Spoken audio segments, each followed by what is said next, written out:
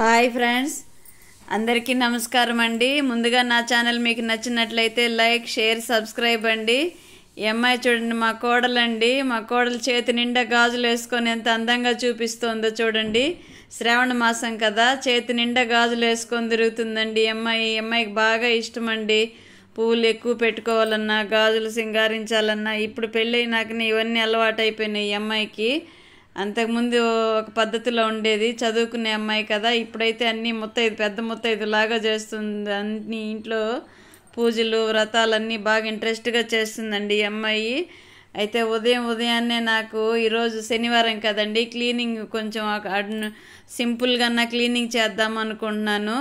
అందుకని త్వరగా tiffin ready చేసేసి ఫ్రిడ్జ్, చిమ్నీ ఇవన్నీ తుడుచుకోవాలండి. బాగా మురికి పట్టేస్తున్నాయి, అవన్నీ క్లీన్ చేద్దాం అనుకుంటున్నానండి. ముందుగా పూరీ చేద్దామని ప్రిపేర్ అయిపోయినానండి. పూరీ చేయాలంటే నెక్ పెయిన్ కదండి, ప్రెస్ చేయలేను ఎక్కువగా. ఇంట్లో ఎవరైనా హెల్ప్ ఉంటే చేయగలను, ఒక్కదాన్ని అయితే అన్నీ చేసుకోవాలంటే నెక్ పెయిన్ వచ్చేసిందంటే అస్సలు ఇంకేం చేయలేనండి, పడుకునేస్తాను ఎక్కువైందంటే. అందుకని నేను ఒక ట్రిక్ ప్లే చేశానండి. ఈరోజు టమోటా చట్నీ ప్రిపేర్ చేస్తున్నాను. పిండి అయితే నిన్న చపాతీకని కలిపానండి. ఆ పిండి ఉండింది, ఫ్రిడ్జ్లో పెట్టున్నాను. దాన్ని తీసి బయట పెట్టానండి. బాగా ప్రెస్ చేసి పిండిని పక్కన పెట్టుకున్నాను. టమోటా చట్నీకి ఆనియన్స్, పచ్చిమిర్చి, కొత్తిమీర, కరివేపాకు అన్నీ ఒకేసారి వేసేసానండి పోపులో. పోపు పెట్టి ఆనియన్స్ వేగుతున్నాయి అటుపక్క.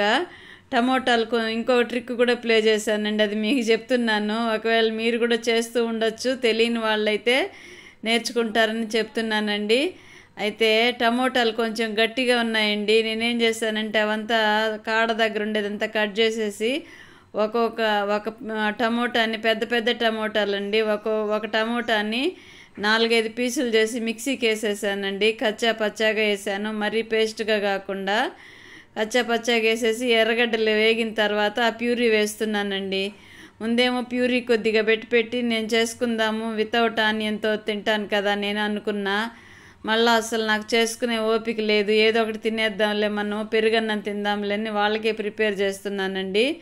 అంటే మా చిన్న అబ్బాయి ఇక్కడే ఉన్నాడని చెప్పాను కదా, చిన్న అబ్బాయికి మా ఆయనకి ప్రిపేర్ చేస్తున్నాను.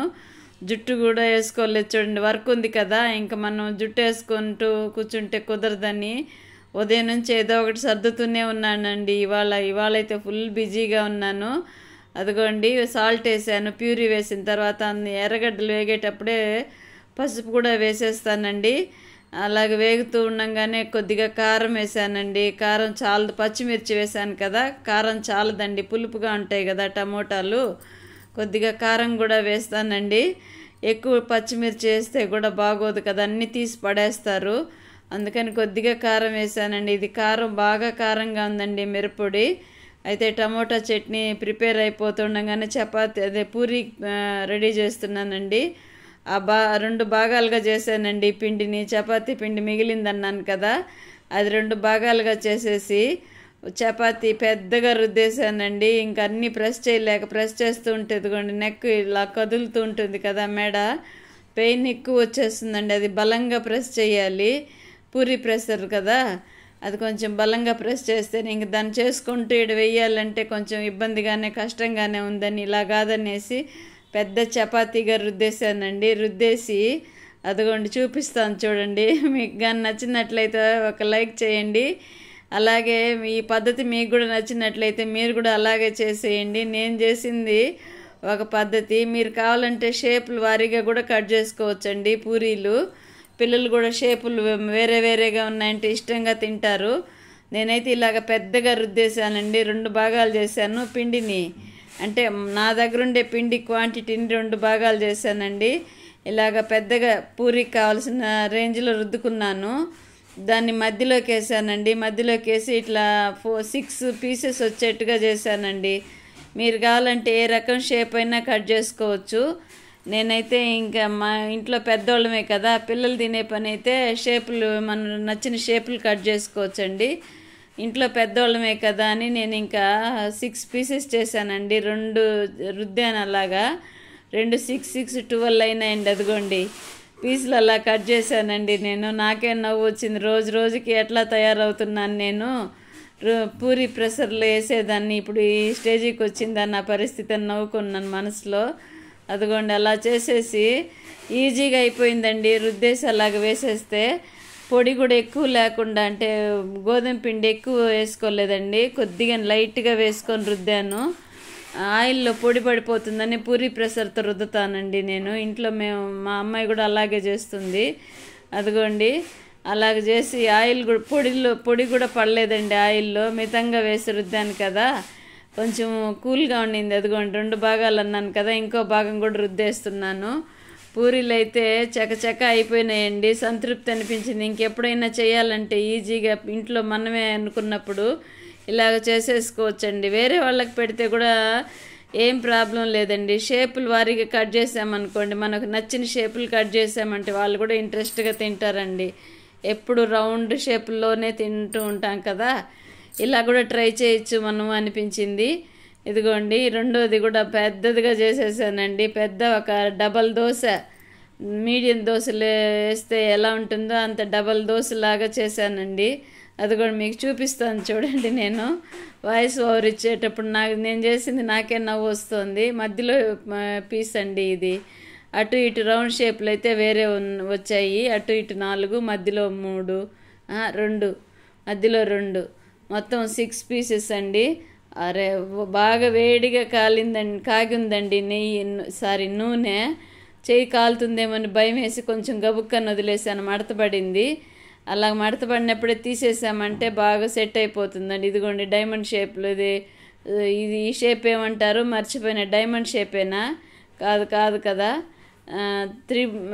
డెల్టా ఆకారంలో వచ్చింది కదా, అదే చూడండి. ఇలా చేసి పెట్టేశానండి. ఈజీ మెథడ్ అయిపోయింది. కొంచెం టైం కూడా కలిసి వచ్చిందండి నాకు. ఇంకా పిండి ఆయిల్ రుద్దుకొని ప్రెషర్కి, ఉట్టిదే ప్రెస్ చేస్తే రాదు కదండి, ఆయిల్ రుద్దుకోవాలి, ప్రెస్ చేయాలి, 2-3 సార్లు ప్రెస్ చేయాలి దాన్ని.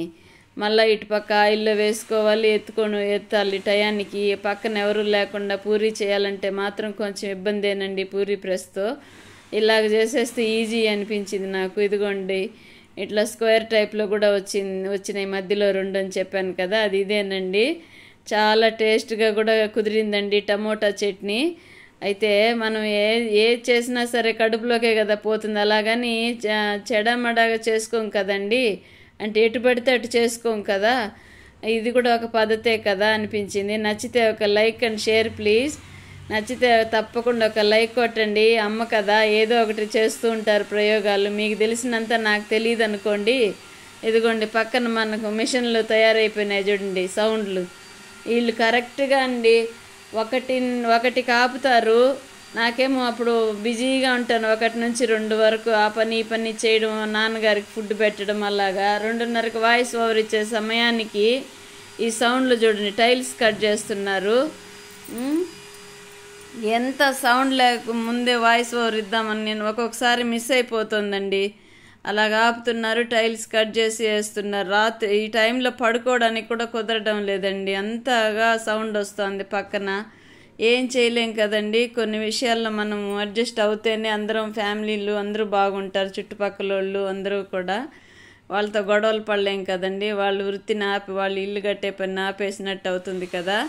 టిఫిన్ అయిపోగానే చిమ్నీ తుడుస్తున్నానండి. చిమ్నీకి ఎంత క్లీన్ చేసినా అండి జిడ్డుగా పట్టేస్తుందండి. మా అబ్బాయి ఆన్లైన్లో బుక్ చేశాడు ఈ లిక్విడ్, ఈ స్ప్రే బాటిల్ లిక్విడ్ ఉందండి. ఇది స్ప్రే చేస్తే మామూలు దీని మీద పోతుందండి. గ్లాసు ఉన్నాయి దీనికి చిమ్నీకి, వాటి మీద పోవట్లేదండి.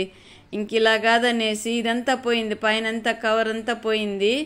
ఇంకా ఫోన్ దగ్గర ఏం చేశానంటే లిక్విడ్ ఉంది కదా మనం బట్టలు వేసుకునే లిక్విడ్, వాషింగ్ లిక్విడ్, అది గిన్నెలు దోమే సోపు 2 కలిపి ఆ గ్లాస్ మీద రుద్దానండి స్టీల్ బ్రష్తో. శుభ్రంగా పోయిందండి, నీట్గా వచ్చేసింది. నాకైతే చాలా హ్యాపీ అనిపించిందండి. ఇది చిమ్నీకి గ్లాస్ ఉంటుందండి కింద, ఆయిల్ అంతా ఆటోమేటిక్గా ఆయిల్ అందులో కారిపోతుంది. ఈ చిమ్నీకి ఉండే ఫెసిలిటీ అదండి. ఆయిల్ ఎక్కువగా పీల్చుకునిందంతా కిందకు వదిలేస్తుందండి, లోపల స్టక్ అవ్వకుండా. అది కింద ఉంటుంది, అది ప్లేట్ లాగా ఉంటుంది. ఆ ప్లేట్ తీయాలని ఆన్ చేశానండి చిమ్నీ. నా తెలివి చూడండి, ఆన్ చేశాను మళ్ళీ పోయి ఆఫ్ చేశాను, అది మళ్ళీ పైకి వెళ్ళింది. అది అదిగోండి చూస్తూ ఉండండి ఎలా చేస్తాను నేను. కొన్ని పనులు మైండ్ ఒక్కొక్కసారి పని చేయదు నాకే నవ్వు వస్తూ ఉంటుందండి. మీరు కూడా ఇలాగే చేస్తూ ఉంటారా మీరు ఇంట్లో చేసే పనులు? ఇదిగోండి ఆన్ చేశాను కదా, అదిగోండి ఆపేసాను, అది మళ్ళీ బుడుంగమని లోపలికి వెళ్ళిపోయింది. అది ఆటోమేటిక్ అండి. ఇంక ఇలా కాదని ఆన్ చేసేసి పోయి బటన్ ఆఫ్ చేసి వచ్చి అది తీసానండి. గ్లాస్ కింద కనిపిస్తుంది కదా చిన్న ప్లేట్ లాగా, అది తీస్తే వచ్చేస్తుందండి. ఇంకొక విషయం తెలుసా అండి, ఈ ప్లేట్ తీయడం కూడా మా ఇంట్లో వాళ్ళకి రాదండి. ఇది కూడా చూసి నేనే చేసుకున్నా. ఒకరోజు తీసేసానా, అది జాయింట్ చేయడానికి మొదటిసారి నేను చాలా తంటాలు పడ్డాను. ఇంట్లో వాళ్ళని పిలిచి తగిలించండి అంటే నాకు తెలీదు, తీసుకున్నావు నువ్వే బడు అన్నారు.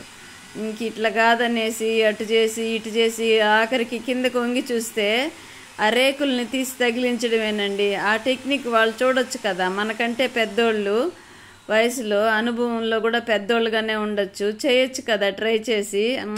అవన్నీ పట్టించుకోరండి ఇంట్లో. నాకైతే నవ్వు వస్తుంది, ఒక్కొక్కసారి కోపం వస్తుంది. ఏం చెయ్యాలో వీళ్ళని నేర్చుకునేది ఎప్పుడు, సొంతంగా చేసుకునేది ఎప్పుడు ఈ పనులన్నీ అనిపిస్తుంది. ఇదిగోండి ఇవే నేను చెప్పింది, బాగా జిడ్డు పట్టేస్తున్నాయి కదా, ఇవన్నీ ఎంత లిక్విడ్ వేసి తుడిచినా జరగలేదండి. ఇంకే ఇలా కాదని సోప్ వాటరు బట్టలు లిక్విడ్ తెచ్చి పక్కన పెట్టుకున్నాను కవర్లో కొద్దిగా, అది ఇది కలిపేసి రుద్దేశానండి, శుభ్రంగా వచ్చేసింది. అదైతే స్కిప్ అయిపోయిందండి, ఎక్కువ వీడియో లెంగ్తీ అయిపోతుందని అది తీయలేదు. ఇంకేమండి ఈరోజు సెకండ్ సాటర్డే కదా, అందరూ చాలామందికి స్కూళ్ళకి లీవులు, ఆఫీసులకు కూడా లీవులు ఉంటాయి కదండి, హాలిడేస్ కదా ఈ 2 రోజులు సాటర్డే సండే. హ్యాపీగా ఎంజాయ్ చేయండి. ఉంటానండి ఇంకా.